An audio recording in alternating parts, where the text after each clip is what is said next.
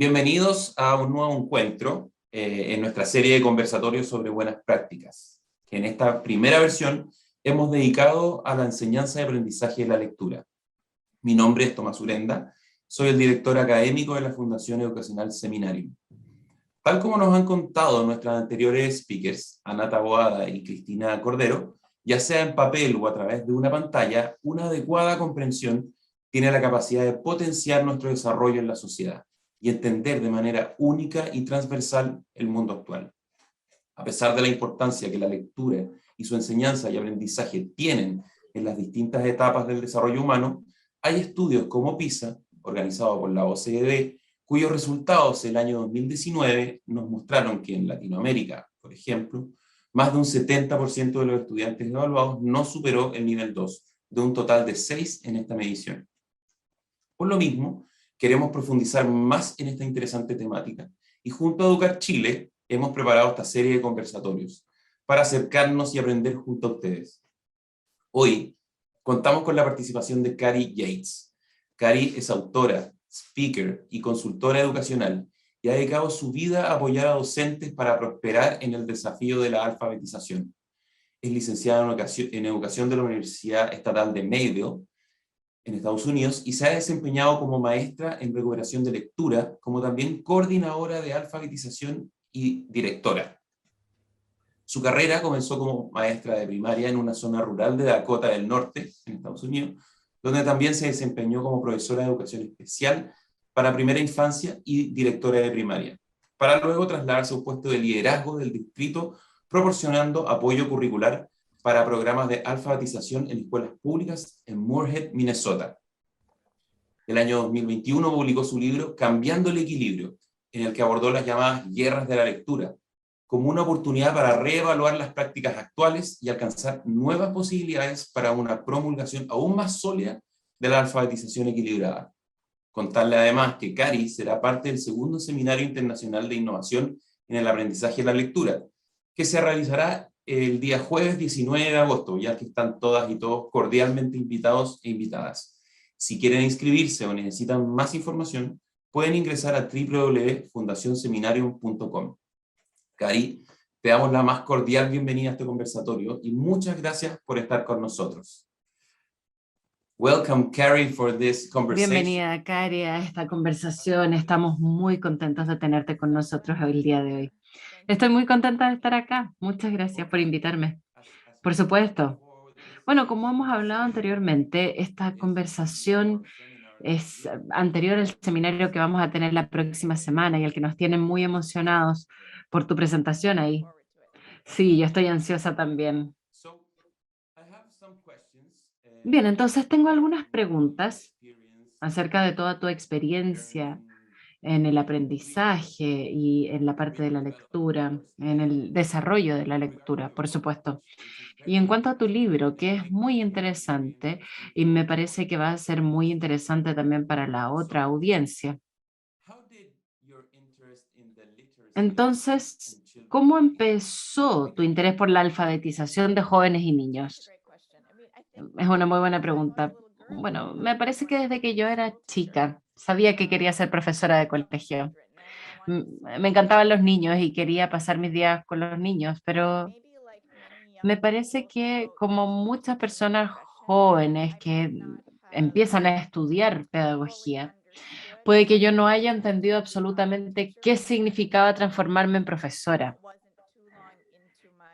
Y no estaba muy alineada en los primeros años de mi carrera cuando me di cuenta de que había muchas cosas que yo no sabía acerca de cómo ayudar a los niños a aprender a leer, especialmente para aquellos que la lectura parece ser más difícil.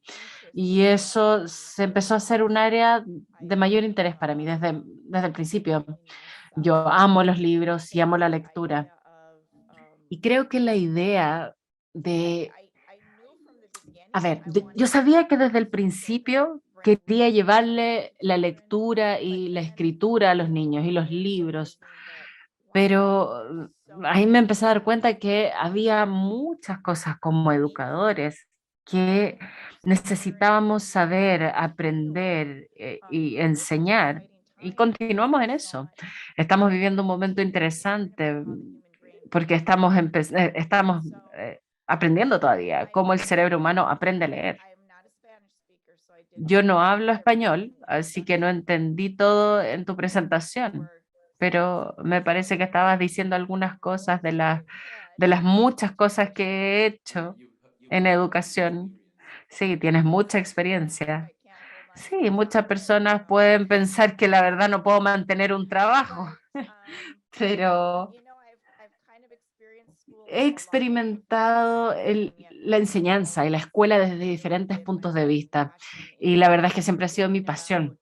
Siempre ha sido mi pasión el poder pensar en la alfabetización de los niños y especialmente en las etapas más tempranas de adquirir la alfabetización y esos años formativos.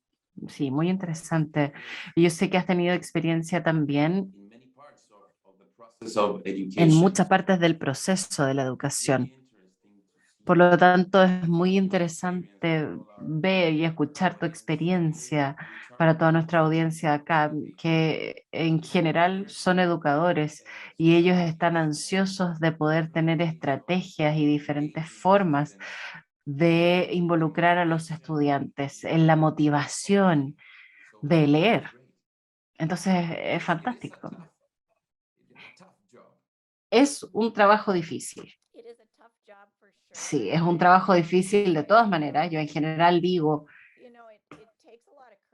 eso y digo que se necesita mucho valor. Y cuando dije que no necesariamente yo sabía en lo que me estaba metiendo cuando empecé, probablemente eso está bien. Porque si todos los profesores supieran antes de elegir la docencia lo que significa, entonces quizás no lo elegirían desde el primer momento. Pero yo estoy muy contenta de haberlo elegido. Me parece que vamos a hablar de eso también, del libro más reciente que escribí con el doctor Jan Perkins. Pero uno de los temas para nosotros en nuestro trabajo es este tema de que para poder ser exitosos como educadores tenemos que ser humildes y tenemos que estar abiertos a la idea de que siempre hemos hecho lo mejor que hemos podido en el momento, pero cuando recibimos nueva información puede que tengamos que repensar algunas prácticas anteriores y poder seguir hacia la próxima oportunidad por el bien de los niños.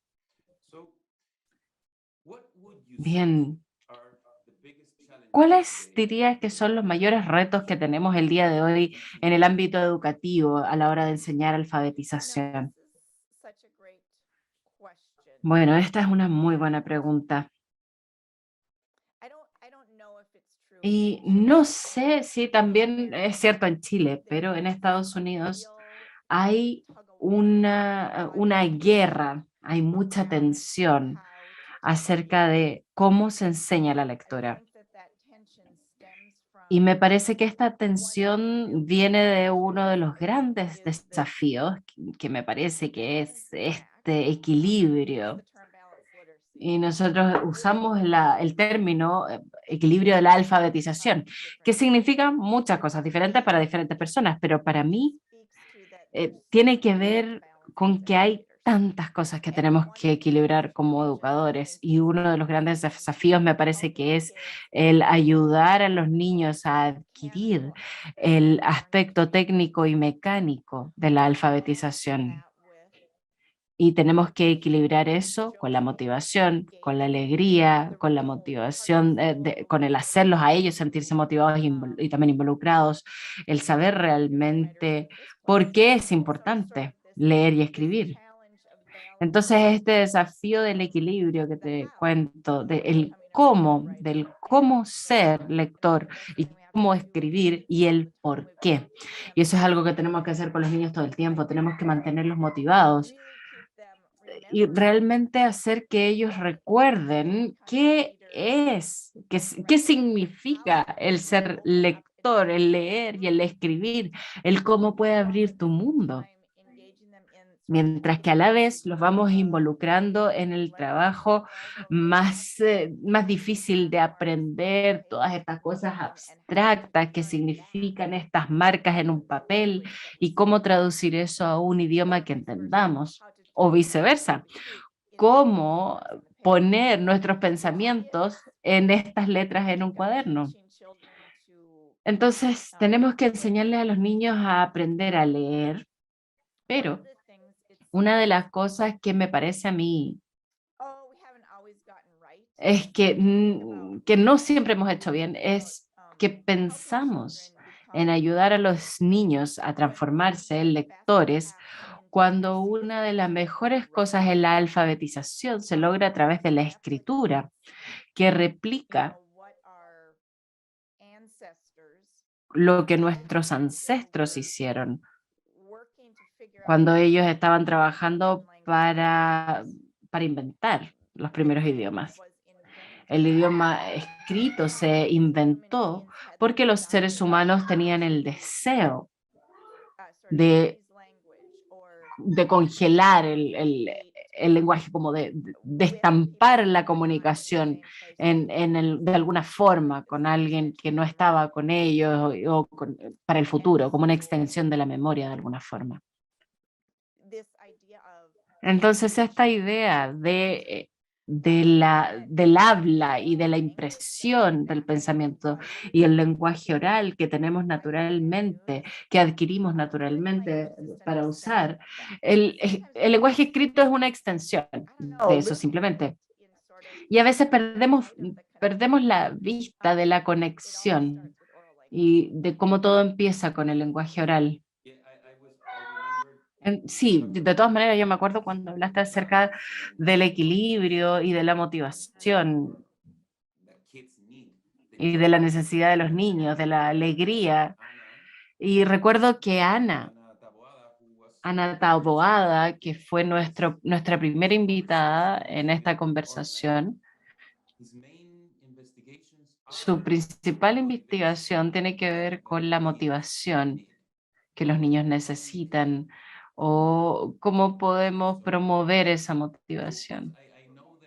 Entonces, por supuesto, yo sé el significado y te voy a preguntar más acerca de qué significa todo esto y este cambio de equilibrio, pero me puedo dar cuenta que está relacionado con ambos lados, con cómo lo hacemos y con por qué lo hacemos, por supuesto.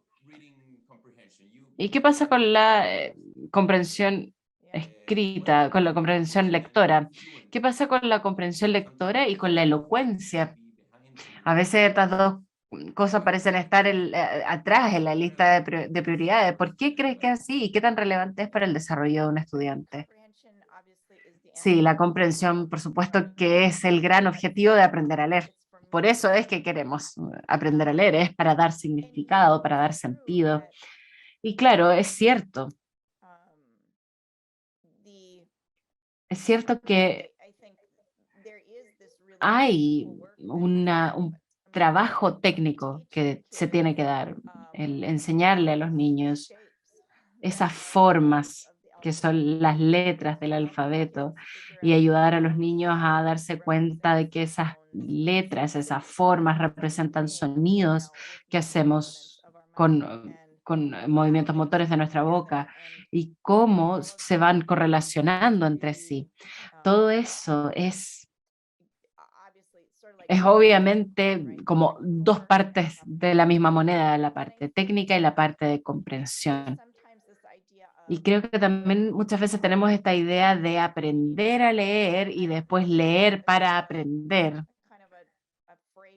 No sé, esa es una frase que escuchamos muchísimo en Estados Unidos, pero Jen y yo, nuestro trabajo está enfocado y queremos asegurarnos de que la comprensión siempre sea parte de lo que hacemos con los niños, que no pongamos la comprensión de lado cuando le enseñamos a los niños a leer. Pero también tenemos el hecho real de que en los tipos de textos que los niños necesitan cuando empiezan, El tipo de textos son muy elementales en cuanto a necesidades muy elementales.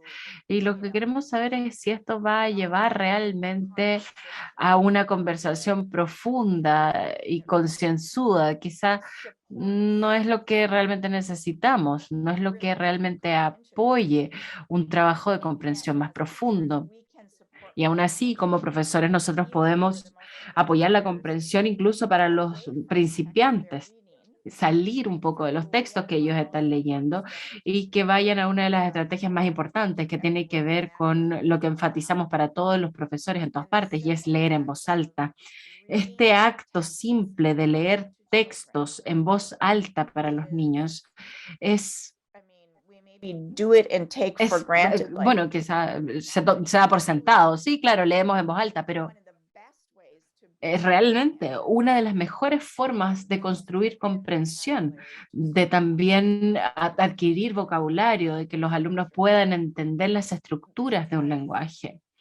Porque cuando los niños finalmente aprenden a leer, ellos pueden solamente entender en lenguaje escrito lo que ya podían entender en el lenguaje hablado. Estoy pensando en esto cuando te estaba escuchando en la parte de la presentación. Yo no hablo español y aún así el español es lo que nosotros llamaríamos un idioma muy transparente. O sea, uno puede descodificar el español muy fácilmente simplemente aprendiendo unas reglas fonéticas. No hay tantas cosas raras como las hay en inglés.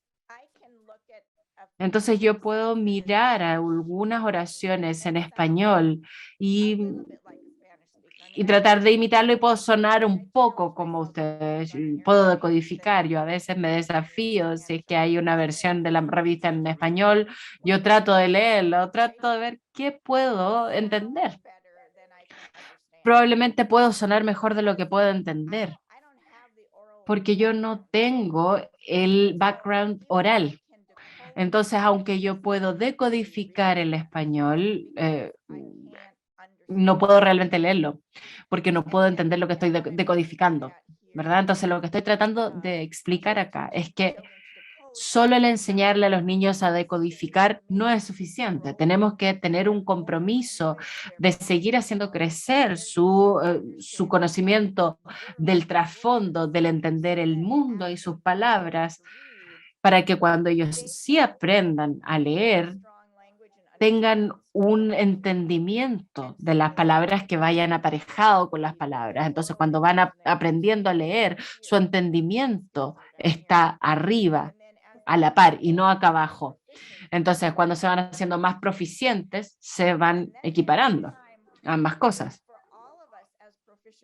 Entonces, para todos nosotros como lectores fluidos, probablemente nosotros estamos, como somos lectores, nuestro entendimiento y nuestro lenguaje va aumentando, porque la alfabetización es lo que va impulsando nuestro lenguaje y nuestro background a un nivel más alto. Pero al principio nosotros como profesores lo que queremos hacer es asegurarnos de que sigamos construyendo la información, de que sigamos enseñando contenido y que los niños puedan adquirir el vocabulario para que cuando ellos se transformen en lectores tengan este entendimiento de lo que van a leer y no simplemente sea una cosa simplista, sino que un lenguaje más académico. Claro, eso es el objetivo final, es el entender. Sí, es muy interesante porque también dijiste, hablaste acerca de la lectura para los niños y el escuchar los sonidos. Entonces, ese es un rol primordial que se puede dar en la casa. ¿Qué pasa con esa experiencia en la casa, con el rol de los padres en este proceso para poder llevar a los niños al mundo de la lectura? Si los padres pueden leerle a los niños, eso es fantástico, ya sea en el colegio o en la casa. Leerle a los niños en voz alta es una forma muy buena de hacer que las estructuras y el lenguaje y el vocabulario aumenten. Yo sé que en inglés, al menos, los niños tienen libros de dibujos. En los libros de dibujo el lenguaje es más rico que entre dos adultos universitarios. O sea, el lenguaje que hay en un libro de niños de dibujos en inglés, ese lenguaje para ese libro de niños es mayor que el lenguaje que utilizan dos universitarios que hablan en un momento. Imagínate, uno dice, wow, realmente leer en voz alta puede exponer a los niños a estructuras de lenguaje increíbles y vocabulario que no solo nos van a ayudar en la lectura, sino que también en las conversaciones. Es decir, porque esto significa que vamos a tener que parar muchas veces, chequear el vocabulario con los niños, chequear su entendimiento, explicar ciertas cosas, darle a los niños la posibilidad de probar, de intentar ver si ellos entienden. Y esto lo podemos hacer sentados en el sillón con los niños, leyendo en familia o en el colegio.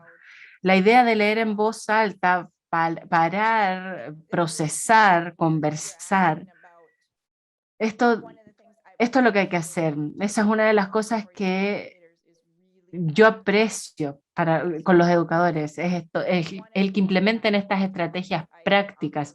Y una de las estrategias prácticas más importantes para apoyar la comprensión y el desarrollo del lenguaje, aparte de leer en voz alta, es dar oportunidad de la discusión en el colegio y en la casa.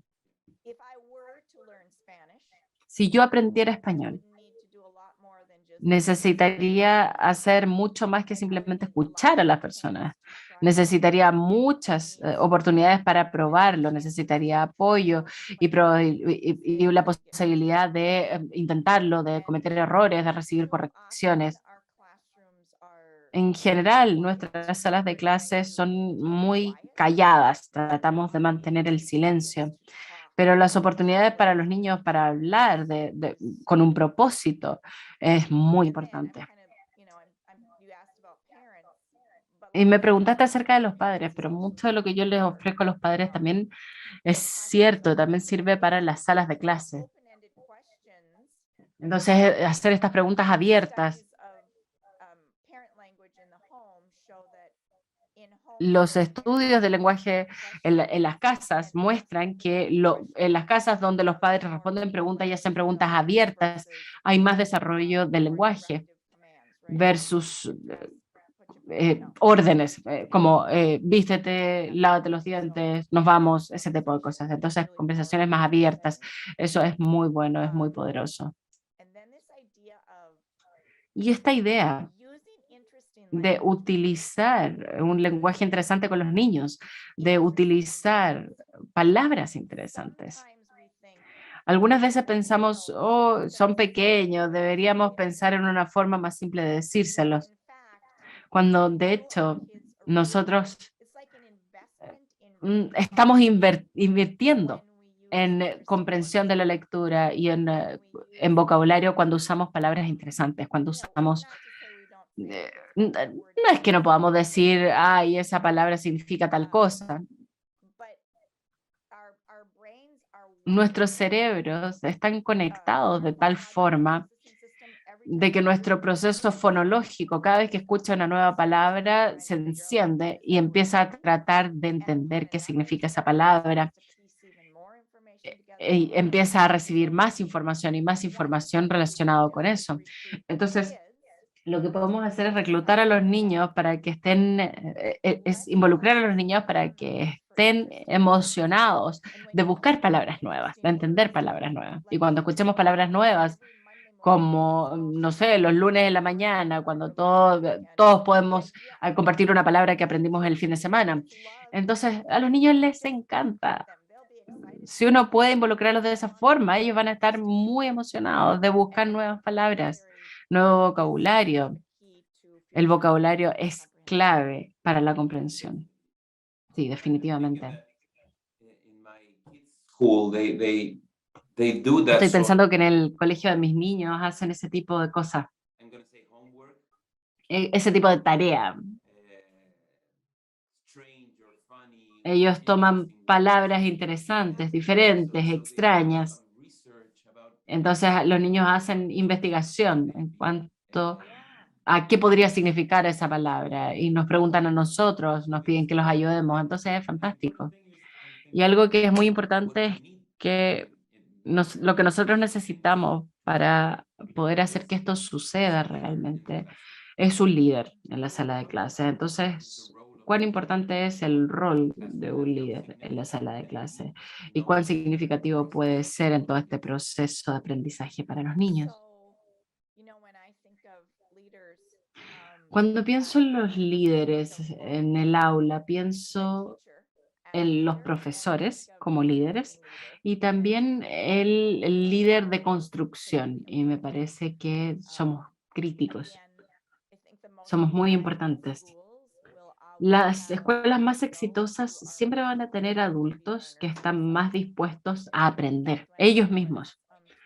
De hecho, cuando yo estaba recibiendo una capacitación para poder ser directora de colegio, me acuerdo que alguien compartió que tenía esta placa en la puerta de su oficina que decía aprendedor líder.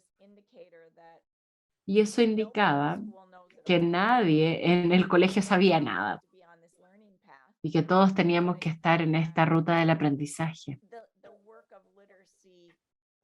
Entonces, el trabajo de la alfabetización y el trabajo de los niños de adquirir alfabetización tiene que ver con un bienestar social y emocional. Yo diría que esto es lo más importante y la alfabetización después. Entonces, en general, vamos a ver una conexión ahí, porque a los niños que se les hace difícil adquirir la alfabetización, se les hace difícil otras cosas también, porque es una parte social muy importante. Es importante entonces, me parece, que los líderes de los colegios realmente estén impulsándose y motivándose a entender cómo los niños adquieren la alfabetización, para que ellos estén ayudando a hacer una investigación que vaya de la mano con los objetivos.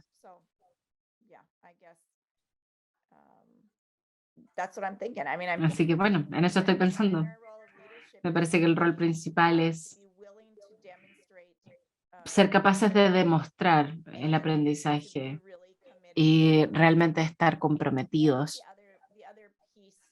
La otra parte creo que tiene que ver con que en Estados Unidos tenemos esta idea de la mejora de las escuelas y bueno, muchas veces los programas de mejora tienen que ver con mirar sus pruebas, sus resultados en pruebas estándar y después establecer un objetivo para que más niños sean fluidos el próximo año. Pero los esfuerzos tienen que ir más allá. Sabemos que nada va a cambiar para los niños si no cambian las cosas con los adultos. Si es que los adultos siguen haciendo lo que hemos hecho hasta ahora, vamos a seguir teniendo lo mismo. Tengo un mentor que siempre dice, tu escuela está perfectamente construida para dar lo que ya está recibiendo. Si queremos algo más, vamos a tener que hacer algo más. Vamos a tener que cambiar algunos de los esfuerzos de los adultos. O sea, depende de nosotros. Claro, depende de nuestros esfuerzos como adultos y de nuestros líderes para decir, bueno, no podemos cambiar todo de una sola vez, entonces tenemos que poder enfocarnos en qué es lo que podemos cambiar este año, en qué nos podemos comprometer este año, qué es lo que podríamos hacer nosotros como líderes de colegio para poder decir, esto es lo que importa, por esto importa y es así como vamos a hacerlo. Quiero realmente asegurarme de proporcionar el apoyo para que todos sepan cómo pueden hacer el cambio. Entonces así vamos a ver cómo hacer ese cambio. Y bueno, vamos a ver esta idea de nombrar diferentes cosas y asegurarnos de ponerle un esfuerzo a apoyar a los adultos, porque claro, necesitamos ayuda, necesitamos información, coaching y feedback también. Y hay un rol importante también en el sector privado,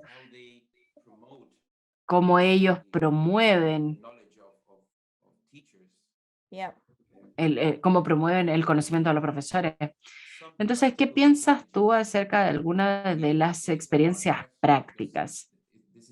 Es una pregunta difícil porque no hay una receta de cómo se puede cambiar la sala de clase, pero quizá hay algunas cosas prácticas que podemos utilizar para poder promover la comprensión de la lectura, la literatura, la alfabetización.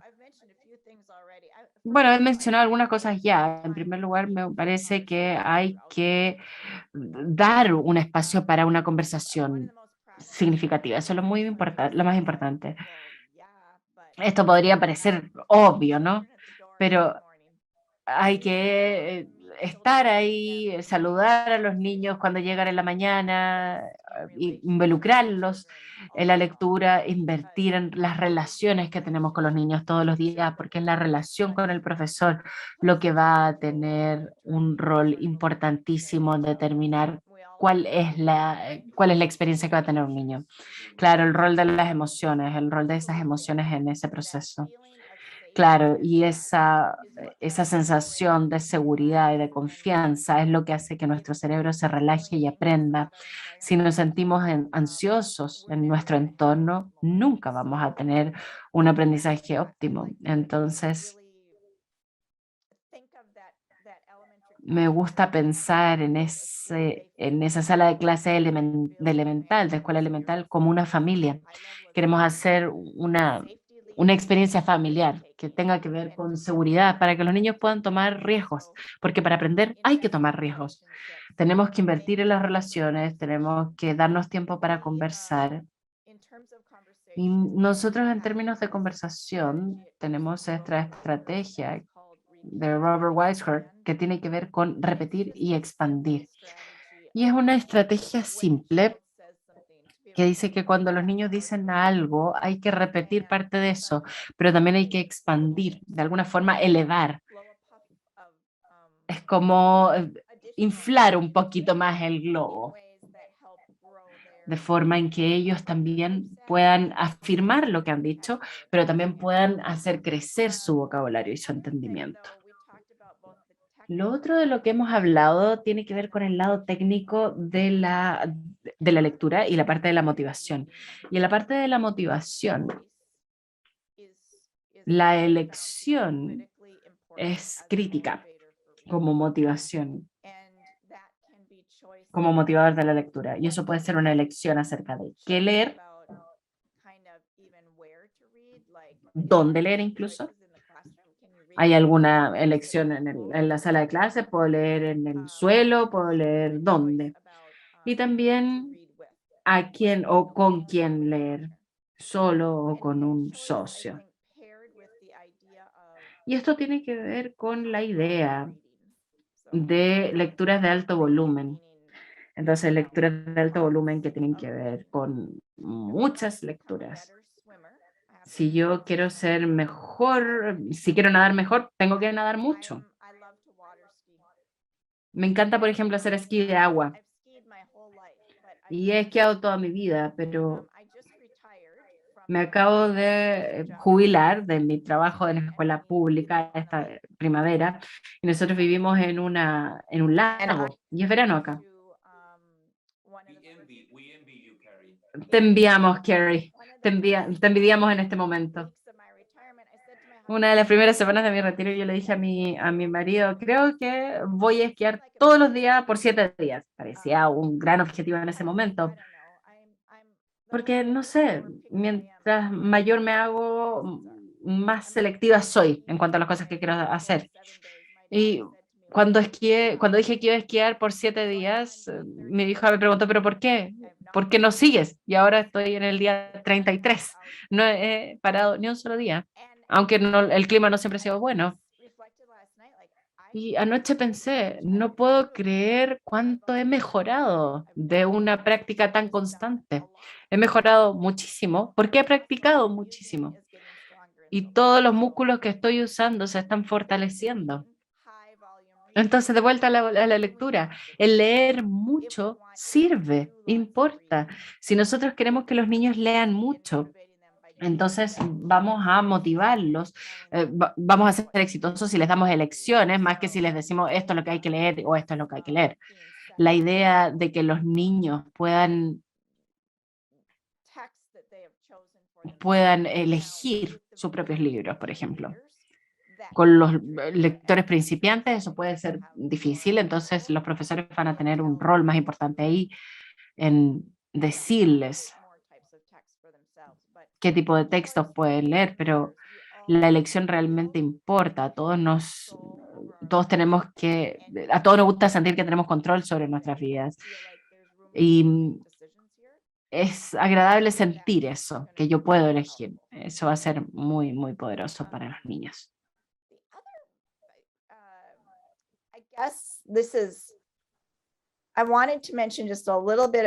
Quería mencionar esto que tiene que ver con la concientización fonémica, y eso es estar consciente de los sonidos. Pero estaba pensando en formas prácticas de apoyar a los niños para hacerse lectores fluidos. Y esto vuelve a la idea de que los humanos al principio no leían. El leer es un invento humano. Y aunque nuestros cerebros están conectados naturalmente para el lenguaje, no lo está para leer. Entonces, una de las formas en que nuestro cerebro puede aprender a hacer esto, para ser un lector o un escritor, y darle una lógica a este sistema fonológico, a este sistema que me sirve para escanear el entorno y entender lo que me están diciendo, darle sentido. Para ser lectores, en cambio, lo que necesitamos hacer es tomar una palabra significativa, gato, por ejemplo, y eso significa algo para nosotros, pero necesitamos ir más allá del significado y segmentarlo en los diferentes sonidos. K, A, T, O. Tiene 4 sonidos individuales. Y tenemos que pensar en esta idea. Hay sonidos individuales en una palabra que significa algo, pero esos sonidos individuales no significan nada por sí solos. Eso es obvio para nosotros, parece obvio, por supuesto, porque nosotros ya somos lectores y ya escribimos, pero tomó muchos años de trabajo para las personas que estaban tratando de entender la parte práctica del lenguaje, cómo hacerlo, el ir a ese nivel de sonidos. Y nosotros queremos que los niños se den cuenta de eso en los primeros meses de su vida. Entonces, claro, parece que es muy, muy rápido para ellos, ¿no? Para los niños que es difícil aprender a leer, una de las cosas que es en general cierta es que ellos no entienden los fonemas. Hay un componente fonológico en esa dificultad.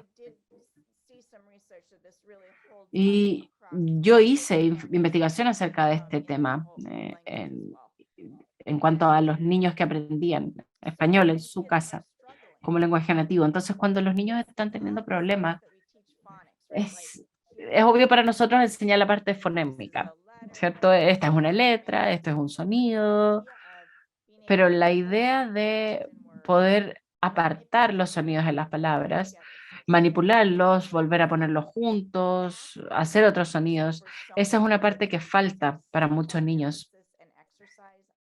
Y es un ejercicio simple que nos puede ayudar a cambiar el mundo de la lectura para muchos niños. Entonces hay que jugar con las palabras, con hacer rimas, con buscar los primeros sonidos, los últimos sonidos, todas esas cosas. Eso puede ser muy útil. Y es algo que podemos hacer cuando vamos caminando con los niños, cuando estamos esperando algo. Es algo que no necesita de ningún instrumento. Es una especie de juego. Es tomar una palabra y empezar a desarmarla en sonidos. Eso es muy beneficioso para los niños y para los niños que tienen dificultades para volver las piezas a su lugar, podemos ayudarlos entonces a cómo organizar su cerebro para poner una palabra junta de nuevo. Those are great strategies. Excelentes estrategias. Sí, son parte de la estrategia, pero asumo que la audiencia es muy amplia, entonces quizás hay gente que no Just conoce estas estrategias. to finish, Y déjame solo para let's talk terminar. about a little bit about Hablemos your un book poco acerca de tu that you libro, por favor, published with Dr. Jen el que Perkins. publicaste con el doctor Jen. Yeah, and in the book you mentioned En el libro of mencionas, course it's about bueno, shifting por supuesto balance, que but esto tiene que ver con esto del equilibrio, pero hablas del what does equilibrio de that la mean alfabetización. in ¿Qué order significa eso the people that are hearing and want to para las learn personas que more nos about están escuchando y que quieren self-development? aprender más en este seminario de ese What do you tema? mean by this? ¿Qué es este término? ¿Qué significa? Bueno, yo hice alusión a este tema hace un momento y bueno, el equilibrio de la alfabetización es un término que se usa muy ampliamente en la educación estadounidense para poder describir una recopilación de prácticas que son a ver, que están enfocadas en los niños y que están tratando de hacer muchas cosas a la vez. Me parece que si nosotros tomamos a dos educadores en Estados Unidos y le decimos que definan alfabetización equilibrada, nos van a dar 12 definiciones distintas. Siempre es difícil. Me parece que lo que tenemos que ver es qué está pasando actualmente. Entonces, la alfabetización equilibrada significa diferentes cosas para diferentes personas, pero para la mayoría de las personas significa un balance. Hablamos acerca de responsabilidad gradual. Vamos a pasar algunas veces dando instrucciones muy implícitas y otras veces más guiadas. Y tenemos que asegurarnos de los alumnos también tengan tiempo para práctica individual. Así que esa es una de las cosas que estamos tratando de equilibrar. Pero también estamos equilibrando nuestro uso de un material curricular preestablecido. Seguimos las necesidades de los estudiantes en la sala de clase. Un currículum prefabricado no siempre va a cumplir con las necesidades de todos los alumnos. Entonces, también tenemos que equilibrar las elecciones de los alumnos con las elecciones de los profesores. Eso también tiene que ver con este equilibrio. Pero hay algunas prácticas en las escuelas estadounidenses que tienen que ver con esta alfabetización equilibrada. Y últimamente se ha visto muy atacada porque parece que hay evidencia científica clara de que algunas de ellas no son tan útiles para los niños y que algunas incluso podrían hacer que el aprender a leer fuera más difícil más que más fácil. Así que escribimos este libro para realmente poder apoyar a los profesores y ver qué prácticas actuales son sólidas y dónde deberíamos seguir avanzando y cuáles son las prácticas que tenemos que repensar, porque ahora tenemos la ciencia que nos ayuda a andar mejor. Carrie, and that's what you mean when you talk about the shifts, the six ¿Y qué shifts. quieres decir cuando hablas acerca del cambio? Claro. Entonces, en el libro nosotros vamos a abordar 6 temas. El primero, del que ya hablamos, es de lo que ya hablamos bastante el día de hoy, y es el cambio entre la comprensión lectora y el trasladarnos de esta idea de la comprensión lectora como comprensión solamente al leer y reconocer que tiene que ver con una comprensión del lenguaje y que tenemos que apoyar la comprensión del lenguaje antes de llegar al punto de estandarizar con test de comprensión de lectura. Entonces, lo otro tiene que ver con la concientización fonémica, la idea de realmente ser intencionales en hacer que los niños puedan desarrollar esta conciencia fonémica. Lo otro tiene que ver con la instrucción fonológica. Y cuando pienso en español, me parece que el tercer cambio no aplica quizás tanto a mi entendimiento al menos de un enfoque más tradicional, porque simplemente el español, como les dije, es un idioma más transparente. En inglés tratamos de ayudar a los niños a aprender las reglas de decodificación.